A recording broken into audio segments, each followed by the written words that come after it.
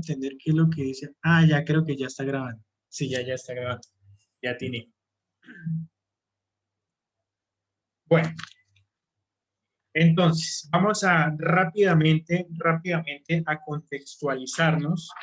O sea, antes de empezar a hacer el ANOVA, vamos rápidamente a contextualizarnos de qué trata este tema de formación de bloques en un análisis de experimentos.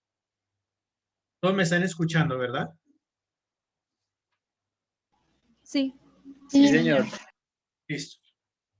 Por favor, si alguien realmente no entiende, recuérdense que estamos en una tutoría, no estamos en otra clase, entonces se supone que venimos a tutorías a solucionar dudas, no irnos a un poco más dudas de las que tenemos. Entonces, siéntanse en confianza. Está haciendo lo que es.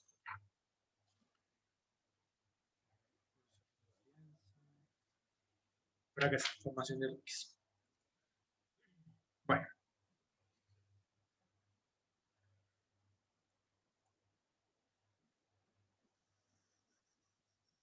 Ejercicio estadístico.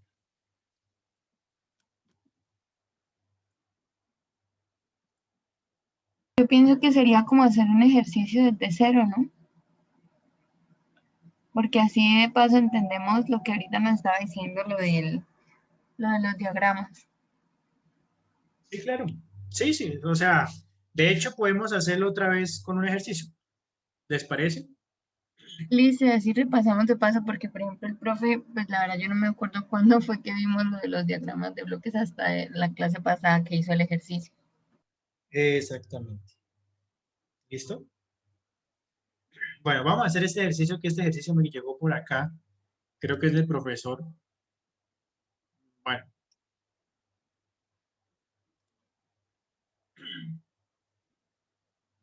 Vamos a hacer este ejercicio, creo que fue un ejercicio de clase, si no me equivoco. Ahí está. Voy a colocarlo por acá.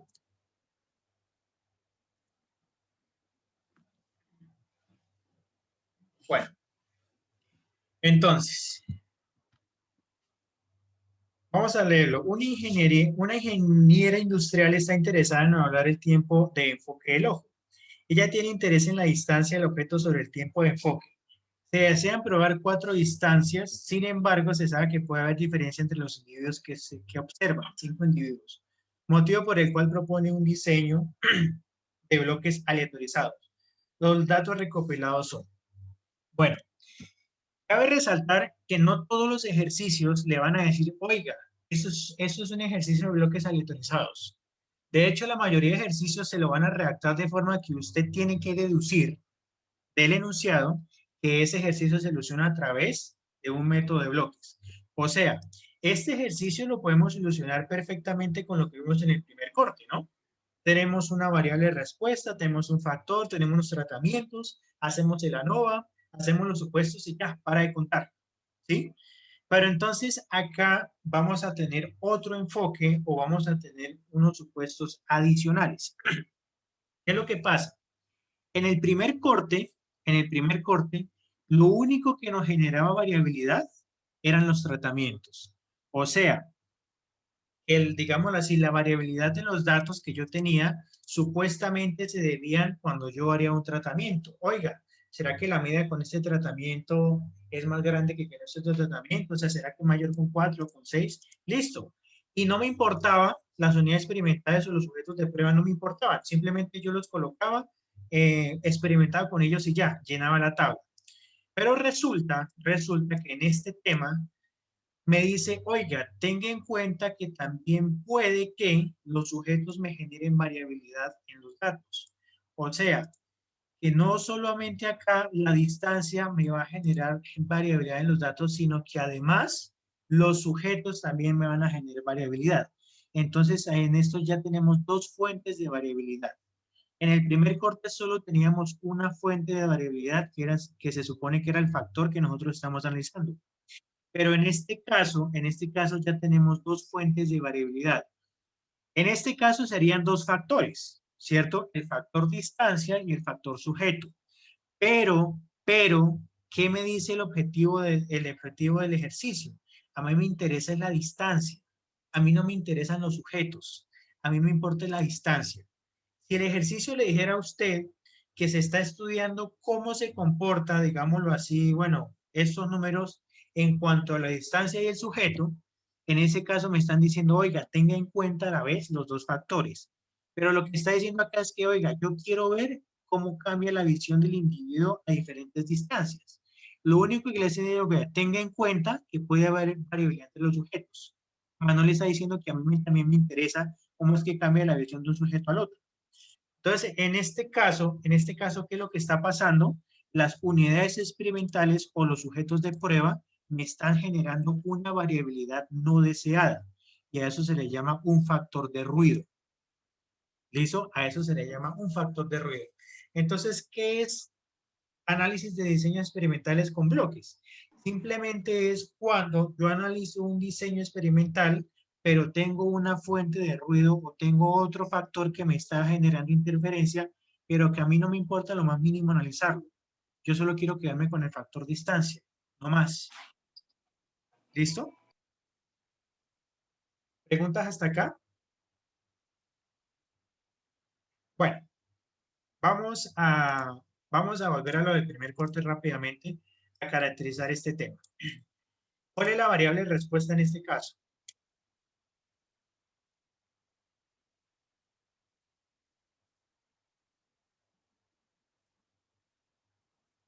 Para este ejercicio, ¿cuál es la variable de respuesta?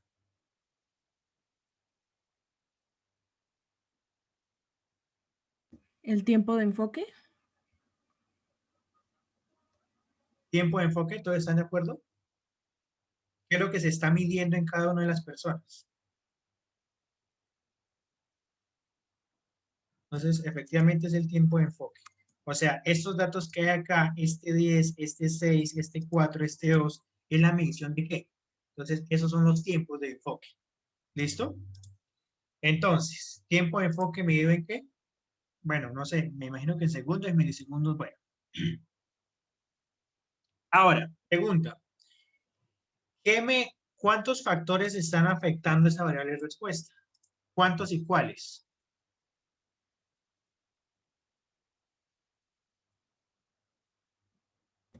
Dos factores, la distancia y el sujeto. Listo. Efectivamente, para análisis decimos que tenemos dos factores, la distancia y el sujeto. Pero, para el objetivo de estudio, ¿cuál es el que yo estoy estudiando? ¿O cuál me interesa a mí? La distancia solamente. La distancia. Listo. Entonces, factores en este caso tenemos dos. Tenemos el factor distancia y tenemos el factor sujeto.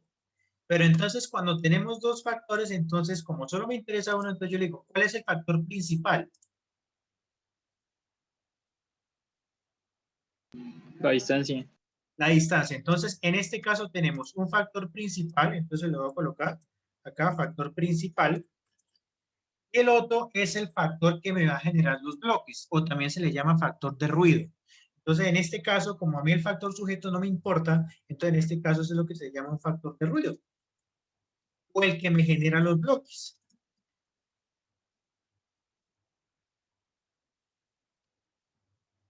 ¿Listo? Pero yo solo voy enfocado a este. Yo solo voy enfocado a este. ¿Listo? Ahora, ¿cuántos niveles?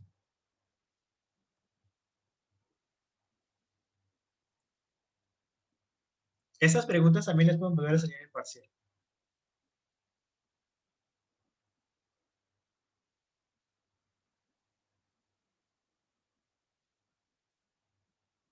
¿Serían 4 niveles? 4 niveles. Recuerdan que dijimos que los niveles son las diferentes mediciones de los diferentes factores. Nosotros dijimos, bueno, de hecho tenemos dos factores, ¿no? Entonces, si yo le hablo de niveles, ustedes me dirían, bueno, el factor distancia tiene 4 niveles, pero el factor sujeto tiene 5. Pero entonces, en este caso, yo solo me voy a enfocar en el factor principal. ¿Listo? El factor de ruido, que en este caso son los sujetos, solo lo voy a tener en cuenta a la hora de hacer el ANOVA y los demás supuestos, no para más. Entonces, en este caso voy a tener siguiendo mis mismos niveles 4 porque yo solo me estoy enfocando en mi factor principal. Entonces, mi nivel 1, ¿cuál sería? 4. 4, Mi nivel 2, 6, así sucesivamente. Nivel 3, entonces sería 8 y nivel 4 sería 10. O sea, las diferentes distancias. ¿Listo? ¿Cuántos serían los tratamientos?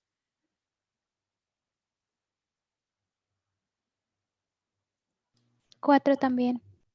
Vale. Acá de una vez les doy una abrebocas a lo que es el segundo corte o a lo que viene, lo que son los diseños experimentales. Si en el ejercicio me estuvieran diciendo que me importa tanto la distancia como el comportamiento entre los sujetos, o sea, yo quiero ver cómo se comportan en conjunto tanto distancia como un sujeto, en este caso, ¿cuántos tratamientos hubiera?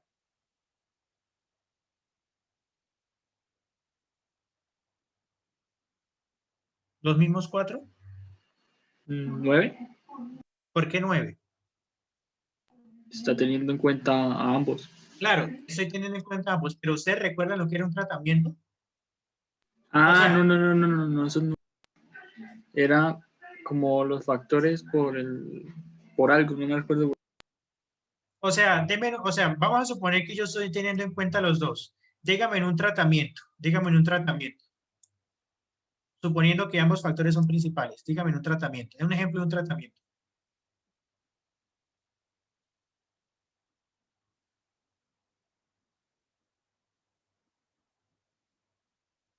¿Cuál sería?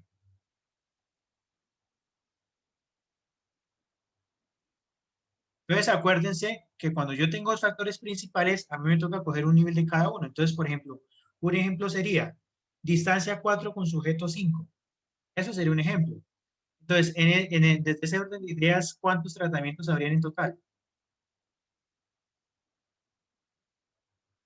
20. 20.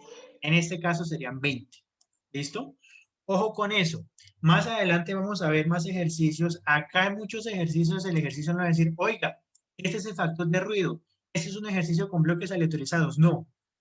El ejercicio se lo va a redactar y en ningún momento le va a decir eso, pero usted en la forma en que le dan las ideas, tiene que asumir que eso es un ejercicio de este tipo. ¿Listo? Bueno, entonces en este caso decimos que tratamientos hay 4, que van a ser estos mismos exactamente. ¿Listo? Factores, niveles, tratamientos, réplicas.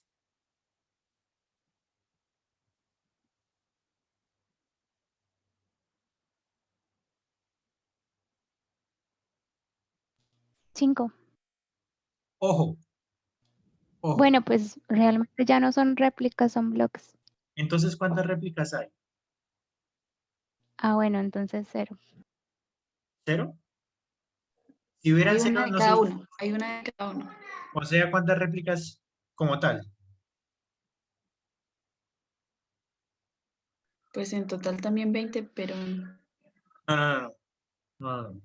Claro, lo que pasa es que en diseños o en bloques aleatorizados ya no hablamos de réplicas. Ojo, ya no hablamos de réplicas. ¿Listo? Ahora, acá en diseños aleatorizados, nosotros hablamos de bloques.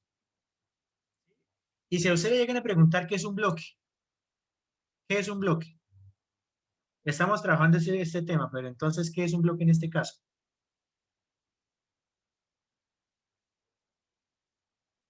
La restricción. ¿Cómo así la restricción? O sea, en términos entendibles para todos, ¿qué serían bloques?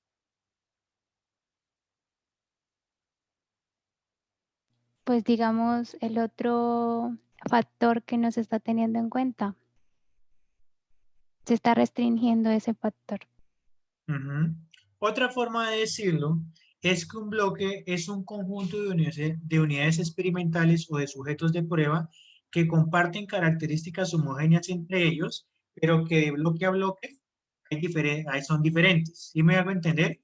Acá se supone que el sujeto 1, o sea, todos los del sujeto 1 son similares en características, pero de bloque a bloque hay diferencias. O sea, como que cada bloque me almacena características similares, pero de bloque a bloque hay características diferentes. ¿Sí? Entonces, bloques son aquellos que me encierran sujetos de prueba, digámoslo así, que son similares en cuanto a características, pero de bloque a bloque hay diferencias. Por eso es que me están diciendo acá, que de sujeto a sujeto puede haber diferencias. Entonces, acá cada sujeto representa un bloque. Entonces, ¿cuántos bloques hay en total? 5. 5. Entonces, acá ya no hablamos de réplicas, sino hablamos de bloques. Pues es prácticamente lo mismo, es como reemplazar las réplicas con los bloques. Eso es. ¿Listo? Bloques. ¿Qué es lo otro? Corridas. ¿Cuántas corridas hay?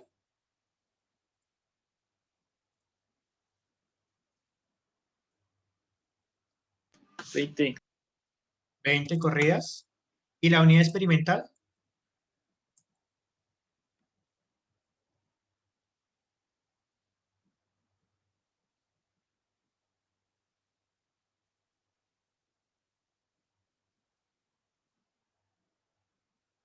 ¿Quién sería la unidad experimental?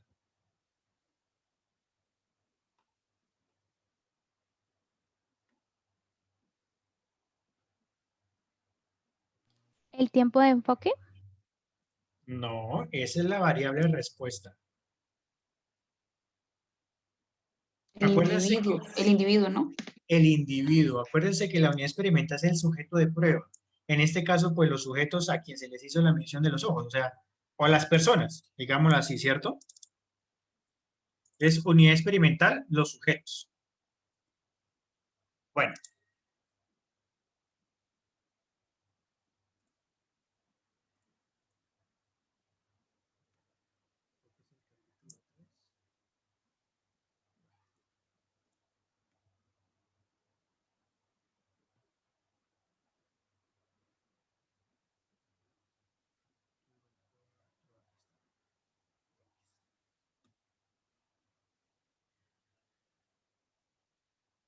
Listo. Entonces, sujeto. Entonces, bueno, entonces ustedes ya saben, entonces como ya tenemos caracterizado esto, entonces vuelve y juega lo del primer corte, que tenemos que armar un modelo matemático, que tenemos que corroborar unos supuestos. Entonces acuérdense que para este caso, el modelo matemático es este. El modelo que nosotros vamos a manejar es este. Y sub i j es igual a mu, que es la media global. Tau sub i es el efecto del factor i. Y beta sub j es el efecto del bloque. Ojo, del bloque j. ¿Listo? Si ven que acá ya tenemos otro parámetro adicional. En el primer corte simplemente manejamos mu, tau sub i y el componente relatorio. Pero entonces, como ya nos toca tener en cuenta otro factor de ruido, entonces me toca mu más el efecto del factor principal más el efecto del factor de ruido. ¿Listo? Y este es el modelo que nosotros estamos manejando. ¿Listo? Lo mismo. A es el número de tratamientos. Pero en cambio acá B es el número de bloques. Fíjense que I denota el tratamiento, J denota el número de bloques. Es lo mismo que en el primer corte. Tratamiento I, réplica J, ahora es tratamiento I, bloque J. Ya no se representa con N, sino con B. Entonces simplemente es la misma estructura del primer corte, simplemente que agregamos un parámetro más. ¿Listo?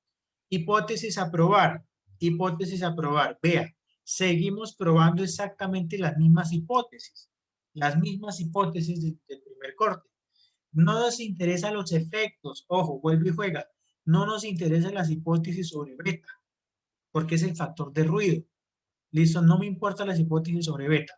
Es lo mismo, vean. Vuelve y juega las hipótesis con tau, porque es el factor principal. Fíjense que por acá en ningún momento manejamos hipótesis sobre beta, porque no me importa el efecto de eso. Simplemente que hay que tenerlo en cuenta para la ANOVA, pero en cuanto a hipótesis no nos interesa. ¿Listo? Entonces, fíjense que ya para la ANOVA, entonces, la suma de cuadrados totales ya no se descompone en 2, sino en 3. Tratamientos, bloques y lo que sobra. ¿Listo? Entonces acá, bueno, ya más o menos acá ustedes ya dicen que saben hacer el ANOVA. ¿Listo? Vuelve y juega. A mí solo me interesa el efecto de los tratamientos. Se tiene en cuenta la variabilidad de los bloques, pero fíjense que acá no se hace un contraste de hipótesis para ellos. ¿Listo? Solo nos vamos a fijar en los tratamientos. ¿Listo? Ahora sí, análisis de residuales. Los análisis de residuales los vamos a hacer de la misma forma mecánica que lo hacemos en el primer corte, simplemente que los residuales en este caso lo hallamos de forma diferente. ¿Me recuerdan cómo era que hallamos los residuales en el primer corte?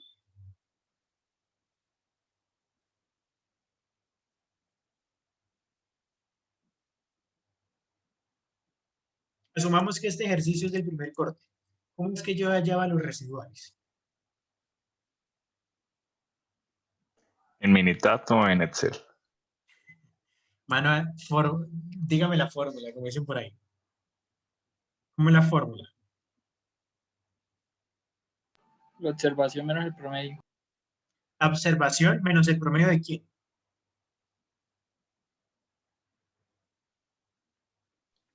De los tratamientos, ¿no? Del Digamos. respectivo tratamiento, ¿no? Del respectivo tratamiento. O sea, si yo estoy ubicado en este 10, es 10 menos el promedio, pues, del respectivo tratamiento 1. Si yo estoy en este 2, pues es 2 menos el promedio del respectivo tratamiento 3. ¿Listo? Pero, como tenemos que tener en cuenta el efecto, o sea, el beta, o sea, es cuando yo digo observación menos el promedio del tratamiento, ahí ya estoy teniendo en cuenta al efecto tau.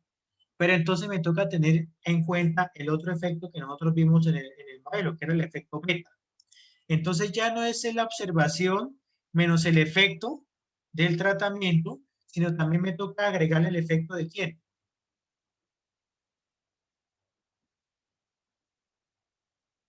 ¿Bloque? El efecto del bloque. ¿Listo? Entonces, espérame que creo que esta tabla ya la tengo por acá hecha.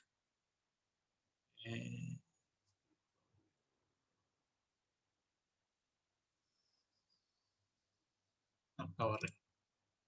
Vamos a hacer por acá. Distancia 4, 6, 8, 10.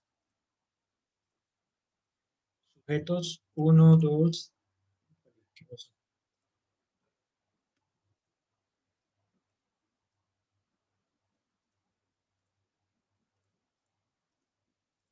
¿Cómo es que son los números? 10, 7, 5, 6. 10, 7, 5, 6. 6, 6, 3, 4. 6, 6, 3, 4. 6, 6, 3, 4 otra vez. 6. Uy, nos quedan no sé cuántos minutos porque está en árabe. 6, 1, 2, 2. Creo que 20 minutos, ¿no? 6 o 10, bueno, no sé. 1, 2, 2. Y 6, 6, 5, 3.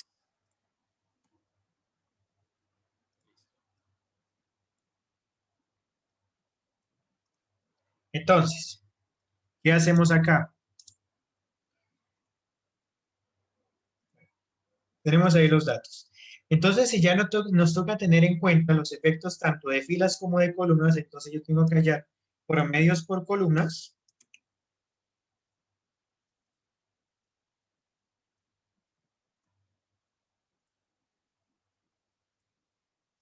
Promedios por filas.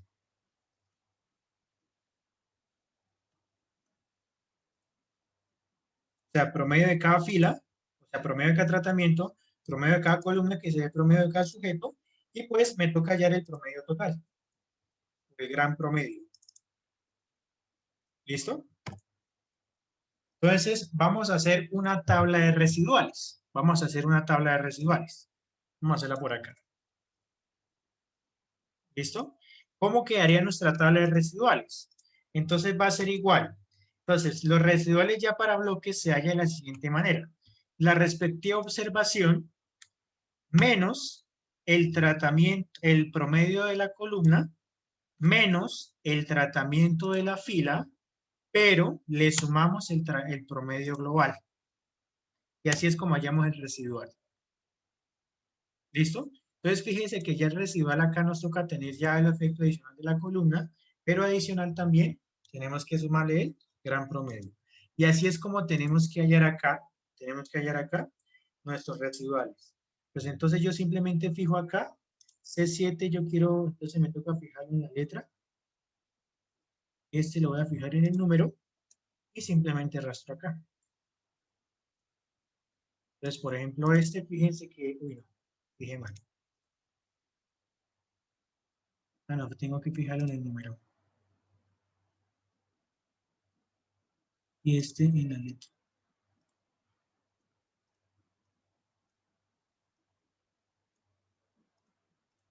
Ahora sí. ¿Sí ven? La observación menos el promedio de la columna menos el promedio de la fila más el gran promedio. Si es así, venga a ver. Por acá está. Vean. E sub IJ es igual a la observación menos el promedio del tratamiento menos el promedio de la columna más el gran promedio. Yo lo sumé o lo resté. Yo lo sumé. Listo, ahí está. Y automáticamente tenemos nuestros residuales. Y vamos a usar exactamente los mismos análisis. Exactamente los mismos análisis que le hacen en el primer corte. ¿Cómo se hace la prueba de normalidad de estos residuales? ¿Cómo es que usted la saca? Pues la sacamos en Minitab. ¿Cierto? ¿Cuáles son los supuestos que tenemos que corroborar?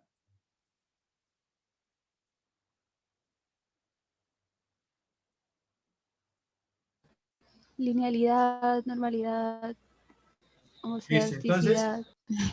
pero entonces, claros hasta acá de cómo sacar los residuales.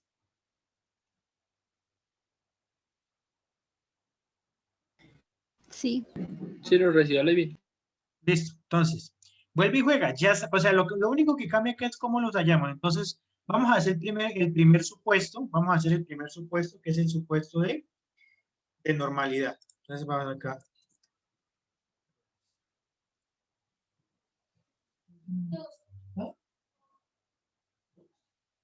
Permítanme un momento. Si quiere que desconectémonos y volvamos a conectarnos porque ya se va a acabar el tiempo. Entonces me desconecto y volvamos a entrar porque ya se va a acabar el tiempo, ¿vale? Vale.